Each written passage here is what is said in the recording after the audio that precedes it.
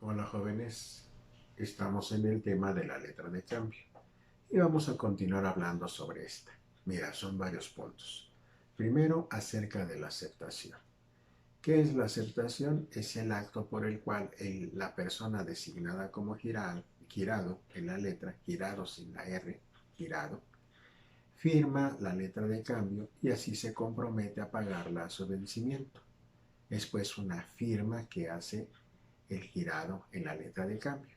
Ayer veíamos que es un acto voluntario, puede o no hacerlo. También hemos de comentar que la ley no regula qué relación hay entre el girador y el girado. Esto es, por qué el girado tiene que firmar y comprometerse a pagar una orden, una petición, como quieras llamarlo, que creó el girador. Eso, reitero, no se mete en la ley. Ya en la práctica existen diferentes situaciones, como puede ser, yo te debo dinero a ti, María, pero te propongo, mira, yo no te pago, a mí me debe Claudia. Le voy a decir a Claudia que en lugar de pagarme a mí lo que me debe, ese dinero lo tome y te lo pague a ti. Yo te debo 100 pesos, a ella, en el caso de ella, me debe 100, así es que, como dice, matamos dos pájaros de un tiro. Esa puede ser una lógica muy sencilla de la razón por la que un tercero, llamado girado, puede aceptar pagar una cantidad en favor de un tercero. ¿De acuerdo? Esta aceptación tiene cuatro características. Es formal, es incondicional, es irrevocable y convierte al firmante en el deudor principal. Formal porque debe ser por escrito en la propia letra de cambio. Incondicional porque no puede sujetarse a condición alguna el pago. Firmas, pagas, aunque sea por menor cantidad si así lo manifestaste al aceptar. Es irrevocable porque ya no puedes dar marcha atrás. Y al firmar te conviertes en el deudor principal. Eso ya lo comentábamos en la charla de ayer. El girado aceptante es a quien se requiere el pago cuando se vence la letra y es contra quien se ejerce la acción cambiaria directa si la letra no es pagada, contra el girado aceptante y sus avales. Eh, Otro aspecto de la designación del girado es el siguiente. Puedes designarlo de dos maneras, individual o múltiple. Individual es designar a eh, Rodrigo Vázquez. Múltiple es designar a varias personas. ¿Qué es esto? Que cuando crea la letra el girador, por acuerdo con el beneficiario, decide, mira, para evitar el riesgo de que la primera persona que te designe como girado no acepte, vamos a hacer algunas combinaciones, una de estas tres. Y entonces procede la designación conjunta, sucesiva o alternativa. ¿Qué es conjunta? Te tiene que aceptar la letra A más B más C, los tres. Si dos solo la aceptan, quedaría incompleto. Segunda posibilidad, designación sucesiva. ¿Qué implica? Si A no te acepta, vas con B. Esto es, si A no, te firma B. O vas con B para ver si este te firma. Y la designación alternativa, te propongo a tres personas. ¿A quién? A Gabriela, a Giovanna y a Luis. Entonces, ahí beneficiario tienes la opción de ir con cualquiera de los tres y presentarle la letra a cualquiera de los tres. Eso sí, hay un riesgo. Si al que eliges te dice que no, ahí se consideraría rehusada la letra y obviamente se generan las consecuencias de se hace a la vista la letra contra el girador y los demás firmantes hasta ese momento de la letra de cambio. Otro aspecto importante en cuanto a las siglas, pasando a otro tema dentro de la letra. Siglas D diagonal A y D diagonal B, que quieren decir documento contra aceptación y documento contra pago. ¿Qué es eso? Es una instrucción que le da el girador al girado. Propiamente es eso, normalmente se usa en comercio exterior. ¿Para qué? Mira, giro esta letra, documento contra aceptación, D diagonal A. Expido, giro esta letra, pero no la aceptes sino hasta que te entreguen estos documentos. Y en el caso de pago, bueno, la puedes aceptar, pero como es de diagonal P, normalmente es de vencimiento a la vista. No pagues hasta que te entreguen estos documentos. A primera vista pareciera un condicionamiento, pero bueno, la propia ley te permite esa posibilidad en cuanto a establecer estas siglas, que es, reitero, una instrucción que se le da al girado para que no acepte o no pague la letra, salvo la entrega de documentos. Normalmente son facturas. ¿De acuerdo? Bien, el protesto en la letra de cambio.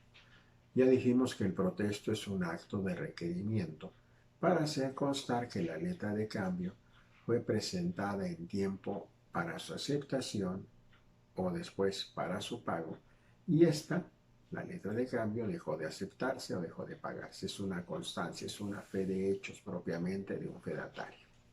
Bien, ¿quién está obligado a levantar el protesto? El beneficiario. ¿Qué objeto tiene? Dejar plasmado prueba de este acto de requerimiento. ¿Cuál es su contenido? Básicamente el contenido se va o se divide en estos rubros. Primero, los datos de la letra de cambio, su descripción del documento. Segundo, el acto de requerimiento, dónde, cuándo, a quién se hizo el requerimiento. Y tercero, el resultado de esa diligencia de requerimiento. Esto es, me dijeron que efectivamente no iban a aceptar por esto y esto, o que no iban a pagar. Lo que le digan al notario o fedatario, eso es lo que se asiente en el acta de protesto. ¿De acuerdo? Ahora, excepciones al protesto. Hay dos casos de excepción. Primero, que ya habíamos comentado. Primero, cuando se pone la cláusula sin protesto en la letra de cambio. Y segundo, cuando solamente vas a ejercer la acción cambiaria directa contra el girado aceptante. Ahí, en la cambiaria directa, no se requiere levantar el protesto. Si es cambiaria de regreso y no hay cláusula sin protesto, tendrás que levantar el protesto. Esto es para perfeccionar tu acción de cobro. ¿Qué pasa si no lo levantas? Entonces puede caducar tu acción cambiaria de regreso. ¿De acuerdo? Bien. En el otro tema, el pago de la letra de cambio. ¿Qué podemos decir en cuanto al pago? En cuanto al pago, bueno, la ley nos dice que es obligación del beneficiario presentar la letra en el tiempo y en el lugar pactados, señalados en la letra, para que se la paguen, para que la cubren. El pago nosotros consideramos puede ser normal o anormal. ¿Qué es normal? El pago que se hace en tiempo, que se hace al beneficiario, al legítimo tenedor del documento, que se hace por el importe completo de la letra de cambio y que se hace sin existir algún impedimento legal. Esto es que todo esté en orden y desde luego que se hace contra entrega de la letra de cambio o cancelación de tu firma o del propio título de crédito, obviamente. ¿De acuerdo? ¿Quién lo hace? El girado aceptante.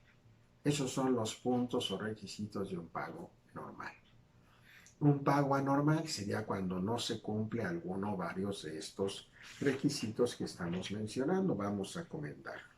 Primero, cuando no lo hace el girado aceptante. Esto es, lo hace cualquiera de los otros obligados. ¿Ahí qué pasa? Bueno, ese obligado que hace el pago ya queda liberado. Sale de esta situación, de este baile, diríamos. ¿Sí? Pero en este supuesto entonces, él ya no es obligado, pero sí se convierte en acreedor. Puede repetir en contra de los anteriores firmantes, fundamento el 154 de la ley. Esto es, él podrá recuperar lo pagado a través de la acción de regreso, no cambiará de regreso, acción de regreso, que previene el artículo 153 de la ley. Léelo, por favor. ¿Sí? Entonces, ese es el primer supuesto de pago anormal. Segundo supuesto, cuando se hace el pago extemporáneamente. Aquí lo que genera son los intereses al tipo legal. Recuerda que en la letra no hay intereses convencionales. Tercero, el pago se hace a quien no es el legítimo propietario. Por error o por lo que tú quieras, se hace a otra persona. Ahí obviamente seguirá pendiente el adeudo. Y por último, cuando haces el pago existiendo un impedimento legal para este. ¿Qué puede ser un impedimento? Primero, que un juez te ordenó suspender el pago por un procedimiento de cancelación. ¿Sí? Segundo, porque pudiera ser el beneficiario un incapaz. Bueno, obviamente ahí tendrá que hacerse a través del legítimo representante. en estos supuestos. Tercero, que una autoridad administrativa igualmente te haya ordenado suspender el pago o estén congeladas o embargadas las cuentas de la empresa que es el girado aceptante o tu deudor, entonces también eso es impedimento para el pago. ¿De acuerdo? Bien.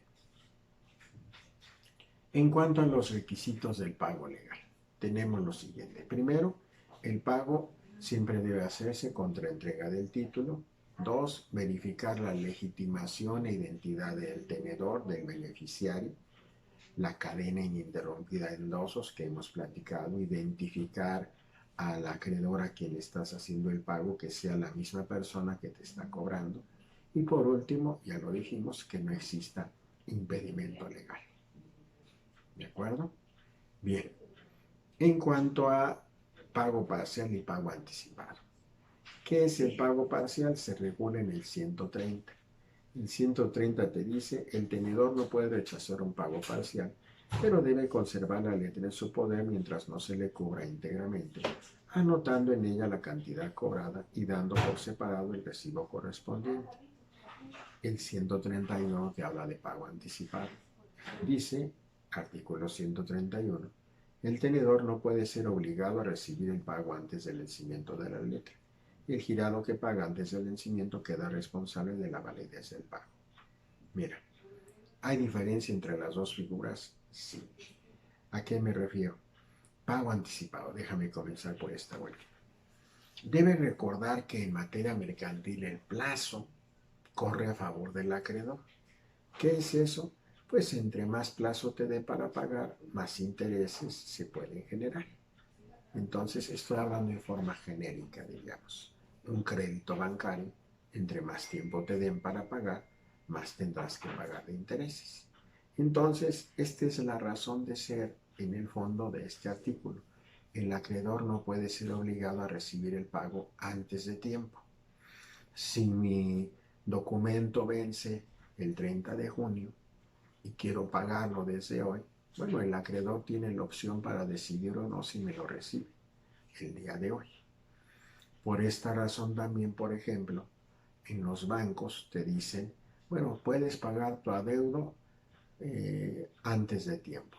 Tu crédito es a 5 años, pero si a los 2 años quieres venir a pagarme, lo puedes hacer y no te sanciono. Aquí la gente pues no lo entiende a veces porque piensa, si voy a pagar antes, ¿por qué me sancionan? Sanciones si incumpliera.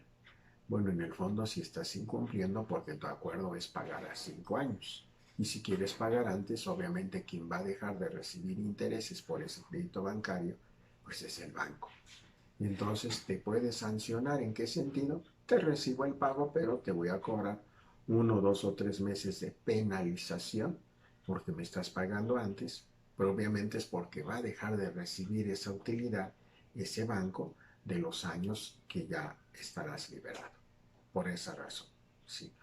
En cambio, el pago parcial implica, ya se venció tu adeudo, pero no me alcanza. Tenía yo que pagarte el abono de la tarjeta de 10,000 pesos, nada más tengo 3,000. Me lo recibes y la ley te dice, sí, debes recibirle el pago parcial. ¿Es bondadosa la ley? No. Lo que pasa es que ese pago parcial, en términos del Código de Comercio, en términos de la propia ley de títulos, esos 3,000 pesos se van a aplicar primero a los intereses que estás generando, que está generando tu adeudo. Así es que, pues, el banco te va a decir, bueno, mala suerte que no te alcanzó para tu pago mínimo de 10,000, pero si tienes 3, venga, se van a abonar, pero a tus intereses, no al capital. Ahí hace algunos años hubo un problema que llegó a la corte, porque un grupo de deudores de banco llamados el Barzón, pues intentaron consignar a los bancos el importe de la suerte principal del capital, pues, para que si le cortas la cabeza al capital ya no se generan intereses. Y aquí con justificada razón, a su lógica obviamente, los bancos dijeron, no, te lo recibo como pago a cuenta de lo que me debes. Ya traes una mora, entonces te lo recibo primero, lo aplico a intereses que no me has pagado y lo que sobre a capital. Entonces, la Corte definió que el acreedor no puede ser obligado a recibir el monto del capital adeudado, sino que puede exigir que se le paguen primero los intereses. Otra anécdota aquí es que en alguna ocasión un buen amigo quiso pagarle a American Express un crédito que había adquirido a 12 meses. Y lo que pasa es que habló para decir, quiero abonar a mi crédito 50,000 pesos para reducir el monto de mis mensualidades. Respuesta de esta empresa, no, tienes dos opciones. Primero, o me pagas todo tu adeudo, o segundo, te sigues estando a las mensualidades correspondientes. Ese es, en cuanto reitero, la aplicación de estos dos artículos. ¿Qué diferencias habría entonces entre el pago civil y el pago mercantil? Mira, en el pago civil, en cuanto al plazo, en el civil es a favor del deudor, en el mercantil a favor del acreedor. Segunda diferencia, en pagos parciales. En pagos parciales no hay obligación de recibir por el acreedor. El acreedor, el arrendador no puedes obligarlo a recibir la mitad de la renta. Sí, en pago mercantil sí hay obligación de recibirlos, como lo acabo de mencionar. En pagos anticipados, el Código Civil no dice nada. En la ley de títulos, y legislación mercantil no hay obligación de recibirlos. Y por último, en el pago civil te dan tu recibo por separado. En el pago del título de crédito, ya lo sabes, el pago es contra entrega del documento. ¿De acuerdo? Otra acotación, recuerda que cuando se abona parcialmente al documento, es obligación el anotar ese pago en el texto del documento. ¿De acuerdo? En nuestra siguiente charla vamos a hablar del recibo, cómo debe redactarse el recibo conforme al artículo 364 del Código de Comercio. Muchas gracias, buenas tardes.